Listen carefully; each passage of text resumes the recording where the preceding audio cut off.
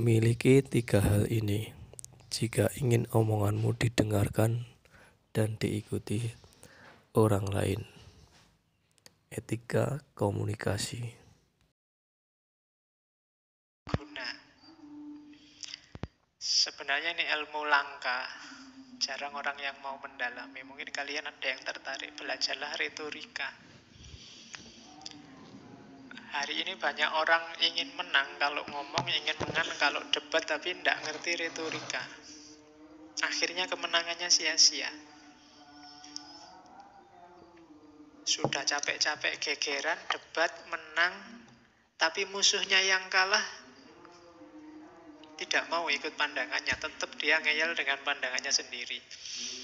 Kenapa? Karena kebenarannya tidak masuk ke lawan bicara. Kalau versinya Aristoteles itu retorikanya keliru. Ada orang yang tidak pakai debat, ngomong 1-2 kata bisa merasuk. Orang terpengaruh. Sementara sini yang capek-capek debat sudah menang, kono ya tetap ngeyel. Nah, itu mungkin kita kurang retorika. Hari ini kalau maki-maki kita ahli, tapi dalam hal retorika mungkin kita masih kurang. Katanya Aristoteles, ngomong yang tepat, yang persuasif, yang mempengaruhi, menarik perhatiannya orang, sangunya 3. Sangu itu apa bahasa Indonesia ini? Bekalnya 3. Logos, etos, patos. Etosnya nomor 1. Etos, logos, patos. Ini kayak jagoannya Trimas Getir. Etos, logos, patos. Etika komunikasi itu etos ini.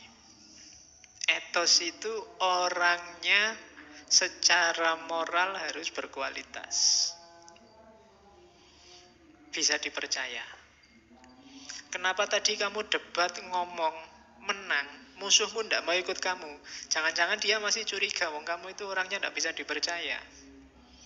Kalau ngomong mencela-mencele, kemarin bilang apa, sekarang bilang apa. Berarti kamu lemah di etos. Kalau kamu lemah di etos, sebagus apapun pikiranmu, gagasanmu, tidak akan ada orang yang mau mengikuti. Itu etos. Bangun etos. Orang yang etosnya kuat itu biasanya tidak perlu ngomong capek-capek, ngomong 1-2 kata orang akan patuh. Kalau bahasa retorika modern namanya truthworthiness, bisa dipercaya. Kenapa? Karena secara moral dia bagus. Jadi harus punya etos. Kalau belum harus dibangun. Aristoteles ini kan nanti yang pikiran-pikiran akhlaknya banyak diwarisi oleh para filosof muslim. Akhlak itu pembiasaan, harus dibiasakan. Tidak ada orang yang terlanjur tidak jujur ya Pak, tidak ada. Harus dilatih jujur. Saya itu terlanjur pemarah ya Pak, tidak ada terlanjur kalau akhlak. Kalau sekarang watakmu pemarah, dibangun biar tidak ngamuan. Jadi bangun kredibilitas moralmu. Nah, itu sangunya sebelum nanti komunikasi.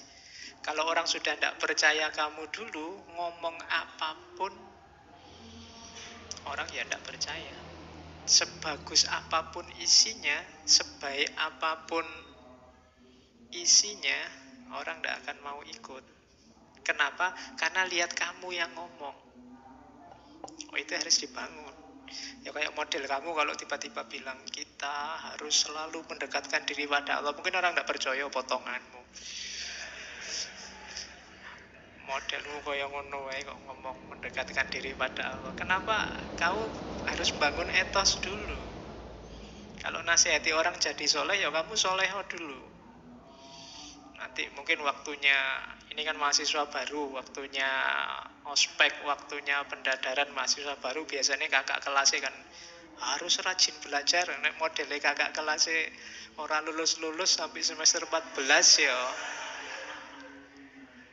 Adik kelasmu cuma geleng-geleng, Allah mungkin gitu. Bangun etos dulu. Jadi harus truthworthiness. Bisa dipercaya dirimu seperti apa, nanti kalau menasihati orang, ngomong ke orang lain, bisa langsung masuk. Kan ada cerita Mahatma Gandhi, mungkin pernah saya ceritakan tadi ngaji apa. Jadi satu ketika ada ibu-ibu datang ke Gandhi. Ibu-ibu ini sumpek sama anaknya. Dia punya anak, bawa anaknya. Anaknya ini punya penyakit, tidak boleh makan garam. Dinasehati bolak-balik sama ibunya, ndak bisa. Pokoknya dia selalu pinginnya makan garam. Akhirnya dibawa ke Gandhi. Sama Gandhi, wah saya ndak bisa kalau nasihati sekarang, ibu pulang dulu, nanti kembali kira-kira 2 minggu lagi, baru saya bisa nasihati. Akhirnya ditunggu 2 minggu, 2 minggu kemudian balik lagi ke Gandhi. Ini sudah 2 minggu Pak Gandhi, tolong anak saya dinasehati. Nasihatnya simple. Apa bahasa India itu? Pokoknya, nak, mbok kamu jangan makan garam. Cuma kalimat itu aja. Dan besoknya anak ini sudah nggak mau makan garam lagi. Ibunya heran. Kok aneh ya, tak nasihati sampai capek, nggak jalan-jalan. Gandhi cuma satu kalimat itu aja jalan. Ditanyain lagi ke Gandhi, Pak Gandhi kok bisa ya sampean ampuh tenan ya nasihati? Katanya Gandhi, enggak. 2 minggu yang lalu waktu ibu datang pertama kali ke sini, saya masih makan garam. Saya yang makan garam, tidak mungkin bisa nasihati anak ini untuk tidak makan garam. Maka waktu 2 minggu ini saya manfaatkan untuk pantang makan garam juga. Setelah 2 minggu mulai, mungkin kalau bahasa Aristoteles tadi, truthworthiness, dia jadi sosok yang bisa dipercaya kalau ngomong melarang makan garam, sehingga ampuh. Makanya kalau di TV-TV banyak pejabat bilang, mari kita bebas korupsi, kenapa ndak ampuh? Jangan-jangan kan itu. Ya, jangan-jangan masih kesenggol dikit-dikit sama itu. Karena sosoknya sendiri ndak punya etos itu. Maka pertama-tama komunikasi efektif itu bangun etos.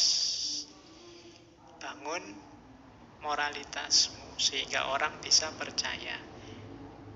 Yang kedua, logos. Etos ini yang kita bahas hari ini.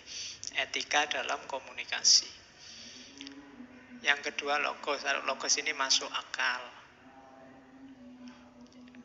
Yang kamu omongkan bisa ditangkap orang lain. Itu namanya logos. Ya meskipun mungkin kredibilitasmu tinggi, kalau ngomongnya ndak karu-karuan ngawur ya orang paham aja ndak. Gimana mau mengikuti? Dan yang terakhir, patos. Patos itu emosi. Jadi tulus dari dirimu sendiri dan bisa mempengaruhi orang yang kamu ajak bicara. Buktinya kamu sukses komunikasi itu di orang yang kamu ajak bicara. Kalau dari kata-katamu orang kemudian jadi terpengaruh. Kalau sedih dia jadi nangis, kalau senang dia jadi ketawa. Ini ada unsur patosnya. Emosi terlibat. Ya kayak penceramah itu, kalau penceramahnya semangat, orangnya wah jadi semangat. Kalau ngomongnya kayak saya gini, kelemek-kelemek, kamu jadi ngantuk. Loh, itu berarti saya sukses, ada patosnya.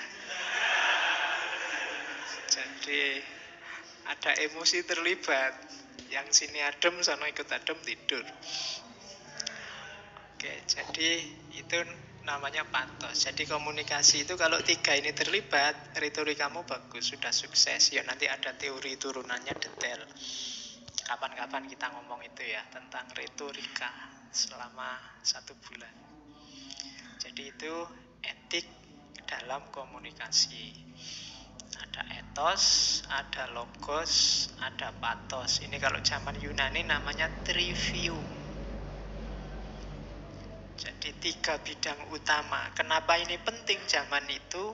kehidupan Yunani era filsafat awal itu kan isinya diskusi-diskusi. Orang saling bertukar pikiran, saling mengadu pandangan. Maka dibutuhkan tiga ini. Terima kasih sudah menonton. Terima kasih atas dukungan Anda semua.